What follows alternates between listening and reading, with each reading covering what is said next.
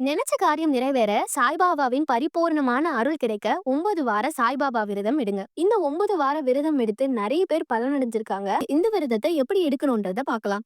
9 வியாழக்கிழமைகள் தொடர்ந்து நீங்க இந்த விரதத்தை எடுக்கணும். காலையில குளிச்சுட்டு எளிமையான உணவு ஏதாவது எடுத்துக்கோங்க. வெறும் வயித்தோட நம்ம பூஜை பண்ணக்கூடாது. சாய்பாபாவோட சத்சரிதத்துல அவர் என்ன சொல்லியிருக்காருன்னா, வெறும் வயித்தோட நம்ம விரதம் எடுத்தோம்னா கண்ணுக்கு சாமி தெரியாது, பசிதான் தெரியும். அதனால நம்ம எளிமையான உணவு ஏதாவது எடுத்துக்கிட்டு பாபாவுக்கு காலை இல்ல மாலை எப்ப உங்களால முடியுதோ அப்ப நம்ம பூஜை பண்ணிக்கலாம். பழங்கள், கேசரி, சர்க்கரை பொங்கல், சப்பாத்தி, ரவா பாயசம், லட்டு இப்படி எது உங்களால முடியுதோ அதை நைவேத்தியமா வச்சுக்கலாம்.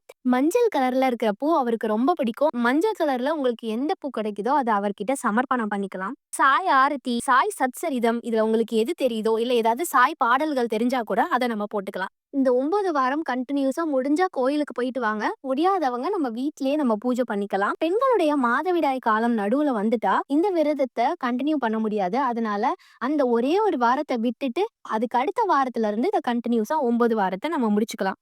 வேற ஏதாவது உங்களுக்கு டவுட்ஸ் இருந்ததுன்னா கமெண்ட்ல கேளுங்க. நான் அதுக்கு ரிப்ளை பண்றேன். ஓம் சாய்ராம்.